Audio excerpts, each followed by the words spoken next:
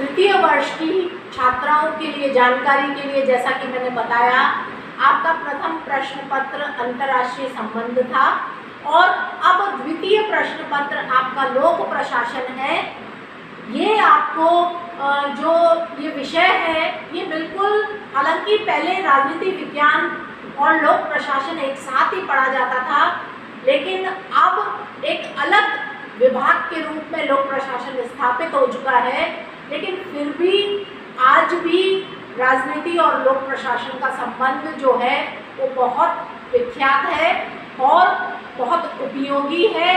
इसीलिए इस पेपर की इतनी महत्ता है और ये पेपर आपके राजनीति विज्ञान में तृतीय वर्ष में आपके सिलेबस में रखा गया है। और आपका जो सिलेबस है वही 5 इकाइयों में विभक्त है।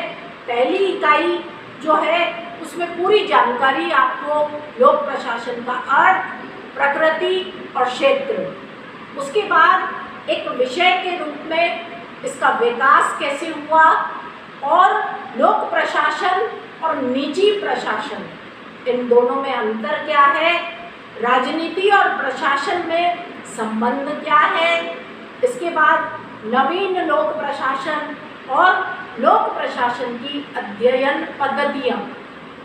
ये 7 टॉपिक आपके इस यूनिट में रखे गए हैं जो कि पूरी तरह से आपको ये जानकारी देंगे कि प्रशासन क्या होता है, लोक प्रशासन क्या होता है, निजी प्रशासन का नाम भी आपने सुना है, वो क्या होता है, उन दोनों में क्या अंतर है और राजनीति और प्रशासन में क्या तुलना की जा सकती है, क्या वे पहले एक ही थे और अब इनको क्यों अलग अलग कर दिया गया है, ये सारी जानकारी आपको रखनी है।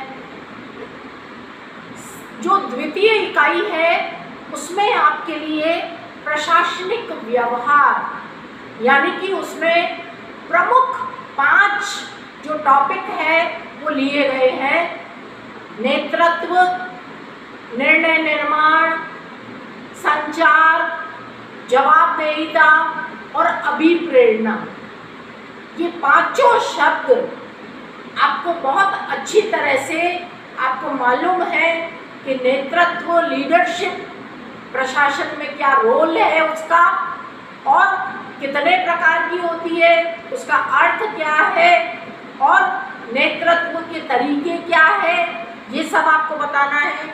निर्णय निर्माण का क्या भूमिका है, प्रशासन में किस प्रकार से निर्णय निर्माण के स्टेप्स हैं जिसके आधार पर हम डिसीजन तक पहुंचते हैं कोई भी, और संचार यानी कम्युनिकेशन, आपका जो संचार है लिखित है, मौखिक है और किस तरीके से आप अपनी बात को प्रशासनिक स्तर पर आप समझा सकते हैं, वो सब लेना है। जवाबदेहिता, अंतिम रूप से उत्तरदायित्व क्या होता है किसी का प्रशासन में, वो इसके अंतर्गत पढ़ना है। अभिप्रेरणा, कोई भी कार्य बिना मोटिवेशन के नहीं हो सकता।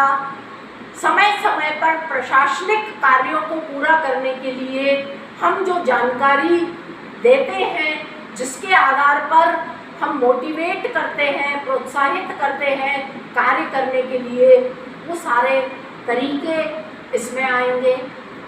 तीसरा जो यूनिट है उसमें हम पढ़ेंगे नौकरशाही एवं लोक सेवा की अवधारणाएं। दूसरी चीज पढ़ेंगे विकासशील समाजों में लोक सेवा की भूमिका। और 3 प्रक्रिया होती है, बढ़ती, प्रशिक्षण और पदोन्नति। इनके बारे में आपको पूरी जानकारी होनी चाहिए। नौकरशाही, ब्यूरोक्रेसी एक प्रशासनिक व्यवहार है जिसके अंतर्गत हम नौकरशाही जो हमारे भारतीय समाज में या जो भारतीय प्रशासनिक व्यवस्था है उसमें किस तरीके से कार्य करती है, उसका क्या रोल है, उसकी क्या जो दोष है वो हमें सारे पढ़ने हैं।